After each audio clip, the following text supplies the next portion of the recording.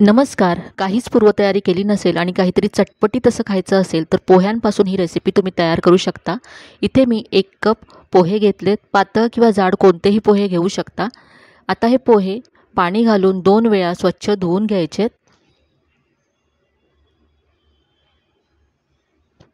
2 वेळा स्वच्छ धुतल्यानंतर यातलं सगळं पाणी काढून टाकायचं आहे. यानंतर यामध्ये पुन्हा थोडंसं पाणी घालून हे असेच 3 ते 4 मिनटं बाजूला ठेवून द्यायचे आहेत, म्हणजे पोहे अगदी सॉफ्ट होतील. तर इथे 3 ते 4 मिनटानंतर पोहे मी असे चाळणीमध्ये काढून घेतलेत, म्हणजे याच्यातलं जे एक्स्ट्राचं जे पाणी आहे ते निघून जाईल आणि पोहे सॉफ्ट होतील. तर असेच हे आपण 5 मिनटं बाजूला ठेवून देऊया. तर इथे 5 मिनटं झालेत. पोहे अगदी सॉफ्ट झालेत. आता हे एका बाउलमध्ये आपण काढून घेऊ. या रेसिपीसाठी आपल्याला अगदी सॉफ्ट असे पोहे हवेत, म्हणून आपण हे पाण्यात भिजत ठेवले होते. आता हे पोहे मळून घ्यायचेत आणि पिठासारखं करून घ्यायचं आहे.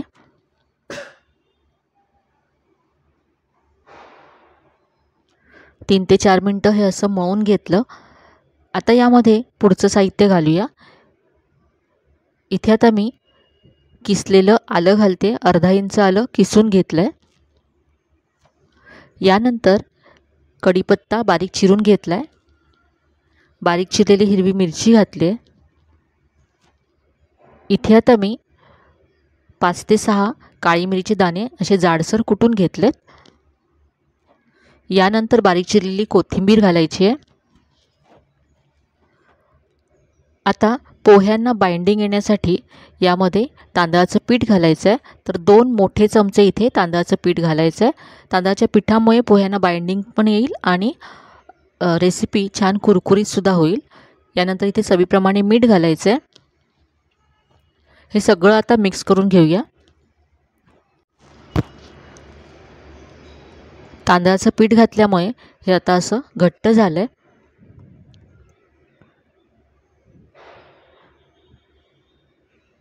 आता हे मळण्यासाठी आपण पाणी न वापरता दही वापरणार आहोत, ज्यामुळे रेसिपी छान आतपर्यंत सॉफ्टसुद्धा होईल आणि दह्यामुळे किंचित आंबटसर चवसुद्धा येईल.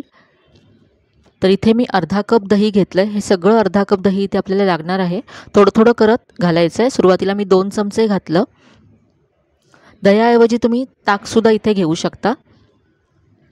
इथे पहा 2 चमचे दही घातल्यानंतर तुम्हाला हे असं सैलसर वाटत असेल, पण जसं जसं आपण हे मळत जाऊ तसं पोहे दही ॲब्झॉर्ब करतील आणि हे पुन्हा असं घट्ट वाटायला लागेल. तर पहा हे असं आता पुन्हा ड्राय झालं आहे. आता उरलेलं सगळं दही इथे मी घालते. आपण 1 कप पोहे घेतले होते, तर त्यासाठी अर्धा कप इतकं आपल्याला दही घ्यायचं आहे. सगळं अर्धा कप दही घातलं आहे. आता हे आपण मळून घेऊया. दह्यामुळे खूप मस्त चव येते या रेसिपीला.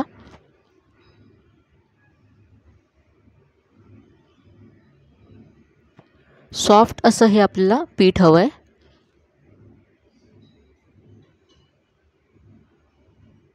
तर आज आपण पोह्याचे मेदूवडे बनवतोय, जे अगदी हलके होतात आणि चवीलासुद्धा खूपच मस्त लागतात. तर इथे पहा हे मळून झालं आहे. आता लगेच याचे तुम्ही मेदूवडे बनवू शकता, पण हे आपण असं झाकून ठेवूया. यामुळे पोहे दह्यामध्ये मुरल्यामुळे आणखी चव छान येईल रेसिपीला.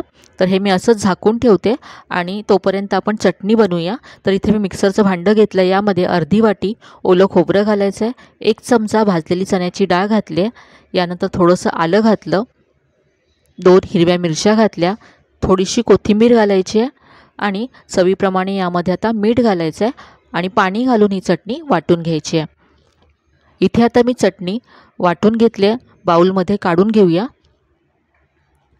आणि आता चटणीवर घालण्यासाठी फोडणी तयार करूया. तर इथे मी 1 चमचा तेल गरम करून घेतलं आहे. गरम तेलामध्ये पाव चमचा मोहरी घालायची आहे. थोडासा कढीपत्ता घालायचा आहे आणि 1 लाल मिरची तुकडे करून यामध्ये घातले. ही खमंग अशी फोडणी चटणीवरती घालायची आहे. तर ही आपली खूपच मस्त अशी चटणी तयार आहे.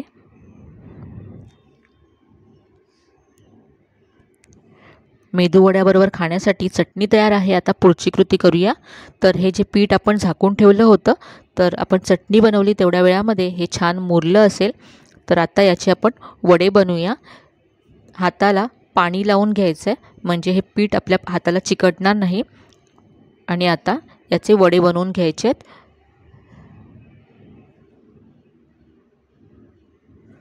छोट्या छोट्या आकाराचे असे याचे मेदूवडे बनवूया। डाळीचे आपण मेदूवडे बनवतो तर त्याला आकार देणं थोडंसं कठीण असतं, पण अशा प्रकारचे मेदूवडे तुम्ही सहज अगदी त्याला शेप देऊ शकता। पहा, बोटाला सुद्धा पाणी लावून घ्यायचं आहे आणि असा हा मेदूवड्याचा शेप द्यायचा आहे। तर इथे असेच मी आणखी मेदूवडे तयार करून घेते। आता हे वडे आपण फ्राय करूया। तर फ्राय करण्यासाठी पहा, इथे तेल व्यवस्थित असं गरम करून घ्यायचं आहे। तर इथे लक्षात ठेवा, वडे तेलात सोडण्याआधी तेल व्यवस्थित असं गरम हवं। तेल जर गरम नसेल तर वडे तेलात कुस्करू शकतात, म्हणून तेल आधी छान गरम करून घ्यायचं आहे। यानंतर गॅसची फ्लेम मीडियम करायची आहे आणि मग हे वडे तेलात सोडायचे आहेत। यानंतर लगेचच आपल्याला हे वडे उलटायचे नाही आहेत। खालून ब्राऊन झाल्यानंतर, खालून थोडेसे किंचित ब्राऊन झाल्यासारखे दिसल्यानंतरच आपल्याला हे वडे उलटायचे आहेत, कारण हे खूपच नाजूक आहेत, तुटू शकतात उलटताना। तर पहा, किंचित ब्राऊन झालेत खालून। आता हे मी उलटून घेते। हे वडे मीडियम फ्लेमवरतीच फ्राय करून घ्यायचे आहेत, म्हणजे ते आतपर्यंत छान फ्राय होतील, नाहीतर मग ते वरून ब्राऊन होतील लगेच आणि आतून कच्चे राहतील, ओलसर राहतील।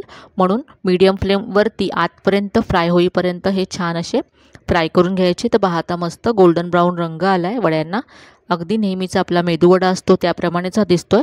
तर आता काढून घेऊया आणि उरलेले मेदूवडेसुद्धा इथे मी बनवून घेतलेत। आपण जी चटणी बनवली होती त्याबरोबर मी हे मेदूवडे सर्व केलेत। नेहमीचे आपण जे मेदूवडे बनवते ते डाळीचे असतात आणि थोडेसे पचायलासुद्धा जड असतात। तर तुम्ही अशा प्रकारचे हलके फुलके मेदूवडे कुठलीच पूर्वतयारी न करता झटपट बनवू शकता। थंडीच्या दिवसामध्ये संध्याकाळी काहीतरी चमचमीत खायचं असतं, तर 10 ते 15 मिनिटांमध्ये अशा प्रकारचे वडे घरच्या साहित्यामध्ये आणि अगदी कमी साहित्यामध्ये तयार होऊ शकतात। इथे पहा, एक वडा मी तुम्हाला तोडून दाखवते। वरून हे खूपच क्रिस्पी होतात आणि यामध्ये आपण जे दही घातलं आहे त्यामुळे आतपर्यंत याला खूप मस्त चव येते, त्याबरोबरच आतून सॉफ्टसुद्धा होतात।